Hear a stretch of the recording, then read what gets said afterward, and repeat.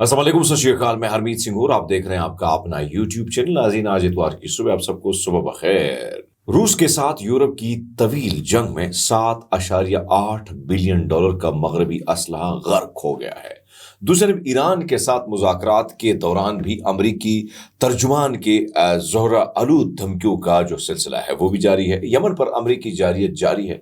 Yemen के मुख्तलिफ शहरों पर अमरीकी हमले जो है वो बुज़दिल अमरीका की जारहाना पॉलिसी और जंगों को फ़रोग़ देने की हरकतों को ज़ाहिर करती है। आलमी बरादरी के मशरिक़ वस्ता की जो बदलते हालात हैं उस पर भी हमारी गहरी नजर है। नाज़रीन, सबसे पहले बात करते हैं कि $7.8 बिलियन का मगरबी असलहा गर्क हो गया है।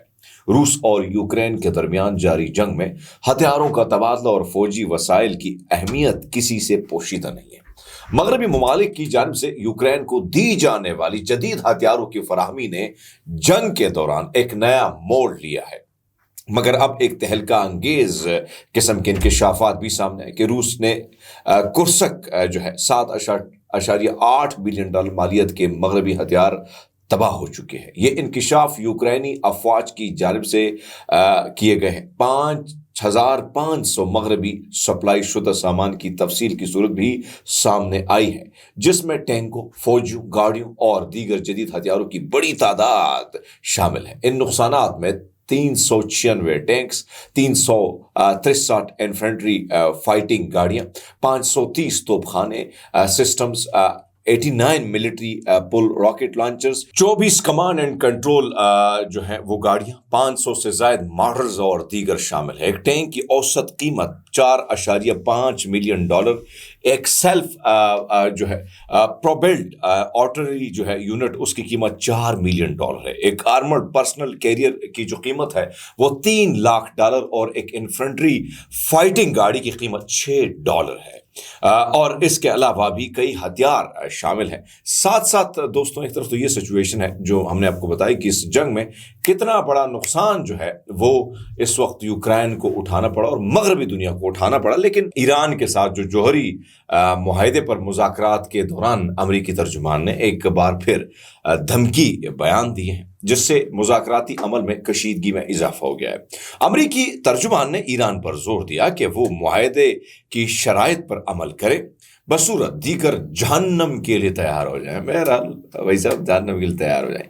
ईरान ज़राए और अमरीकी धमकियों को मुस्तरद करते हुए ईरान कहा कि मुज़ाकरात के दौरान धमकियां देना मस्बत माहौल पैदा नहीं करता और इससे दोनों ममालिक के दरमियान ताल्लुकात मज़ीद पेचीदा हो जाएंगे।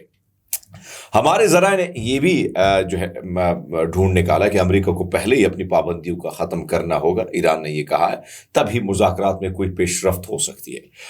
ये सूरत हाल आपके सामने। उसने अमरीकी जो फ़ौज है उसने यमन के ख़िलाफ़ एक नई फ़िज़ाई हमलों की लहर शुरू की है, जिसमें मुल्क की मुख्तलिफ मकामात को जो है वो निशाना भी बनाया, जिनमें दारुल हुकूमत सना और मगरबी सूबा अल हदीदा भी शामिल हैं। यमन की सरकारी खबरसा इदारे एजेंसी सबा ने एक सिक्योरिटी ज़राए के हवाले से बताया कि गुज़श्ता रात 3 अमरीकी फ़िज़ाई हमलों में सना सूबे के जो है बनी हशीश ज़िले को निशाना बनाए गए। एक फ़िज़ाई हमला सनहान और बनी बहलोल ज़िले के वादी अल जबार इलाके में किया गया, जैसा कि अल मसीरा टीवी चैनल ने रिपोर्ट किया। रिपोर्ट में बम्बार के नतीजे में यानी जो बम्बारी उसके में जानी नुकसान या इंफ्रास्ट्रक्चर के नुकसान की तफसीलात अभी तक फराहम नहीं की गई। इसके अलावा हिकमत अमली के लिहाज से अहम साइली सूबा अल हदीदा में 2 फ़िज़ाई हमले बराह ज़ला में किए गए। किसी किस्म की जानी नुकसान की इतलात वहाँ मौसूल नहीं हुई। अमरीकी फ़ौज ने मरकज़ी सूबा मारब के अल बदिया और मजर अजला पर भी मुतअद्दिद फ़िज़ाई हमले किए। किसी फौरी जानी नुकसान के भी हमें इतलात मौसूल नहीं हुए, जो रिपोर्ट हमें आपके सामने हमने रखी। अमरीकी फ़ौज के हमले आलमी सतह पर अमरीकी मुदाखलत पसंदी को मज़ीद उजागर करते हैं, जिससे ये सवाल उठता है कि आया अमरीका वाकई दुनिया में अमन के क़याम की कोशिश कर रहा है या फिर वो अपने मफादात को पूरा करने के लिए आलमी सतह पर ताकत का इस्तेमाल बेदरिग तरीके से कर रहा है। یمن کے مسئلے پر میں امریکہ کا کردار نہ صرف ایک اخلاقی سوال جو ہے، ظاہر بات سوال تو ایسی چیزوں پہ اٹھتے ہیں، بلکہ یہ بھی ظاہر کرتا ہے کہ عالمی سیاست میں طاقتور ممالک کے ہاتھوں کتنی طاقت ہے اور وہ اس کا کس طریقے سے غلط استعمال کرتے ہیں۔ ایک اور چیز جو میٹا کے اندرونی دستاویزات جو سامنے آئے، جس میں اسرائیلی حکومت کی فلسطینیوں کے حق میں مواد کو دبانے کی منظم مہم جو ہے وہ اس نے مرکزی کردار ادا کیا۔ اندرونی میٹا دستاویزات جو میٹا کے ہیں، اس میں یہ چونکا دینے والا انکشاف ہوا ہے کہ اسرائیلی حکومت نے انسٹاگرام اور فیس بک پر اسرائیل پر تنقید یا فلسطینیوں کی حمایت کرنے والے مواد کو دبانے کے لیے ایک وسیع اور منظم مہم میں مرکزی کردار ادا کیا ہے۔ دستاویزات کے مطابق 7 اکتوبر 2023 سے اب تک میٹا نے اسرائیلی حکومت کی جانب سے موصول ہونے والے 94% مواد ہٹانے کی درخواست پر جو ہے عمل کیا۔ اس وقت اسرائیلی دنیا بھر میں مواد ہٹانے کی جو درخواستیں کرنے والے ممالک میں سب سے اوپر ہے، اور میٹا نے ان کی درخواستوں پر غیر معمولی بڑی تیزی سے کام شروع کیا اور بڑی سختی سے عمل بھی کیا ہے۔ مزید انکشاف ہوا ہے کہ میٹا کا مصنوعی ذہانت یعنی آرٹیفیشل انٹیلیجنس پر مبنی نظام جو مستقبل میں مواد کی نگرانی کا کام سنبھالے گا، وہ انہی یعنی جو موجودہ ہٹائے گئے مواد سے سیکھ رہا ہے۔ آپ کے سامنے اس چیزیں جن میں زیادہ تر پوسٹ ہیں جو غزہ سے مبنی اسرائیل نسل کشی پر تنقید کرتی ہے۔ اس نسل کشی میں اب تک تقریباً آپ کو پتہ ہے کہ 50,912 فلسطینی شہید اور تقریباً 1,15,688 افراد زخمی ہو چکے ہیں۔ یہ انکشافات نہ صرف میٹا کے پلیٹ فارم پر غیر منصفانہ سنسرشپ کو ظاہر کرتے ہیں، بلکہ یہ بھی ثابت کرتے ہیں کہ کس طرح بڑی ٹیکنالوجی کمپنیاں سیاسی اثر و رسوخ کے تحت آزادی اظہار رائے کو دبا رہی ہیں، بالخصوص جب بات فلسطینی عوام کی مظلومیت اور ان کی حمایت کی ہو۔ خیر، اب بات کرتے ہیں دنیا بھر میں جاری فلسطین کے حق میں مظاہروں پر۔ کینیڈا کے لبرل رہنما مارک کارنی ایک ریلی سے انہوں نے خطاب کر رہے تھے، جہاں ایک فلسطینی حامی مظاہرہ کرنے والے نے انہیں ٹوکتے ہوئے کہا کہ غزہ میں نسل کشی ہو رہی ہے۔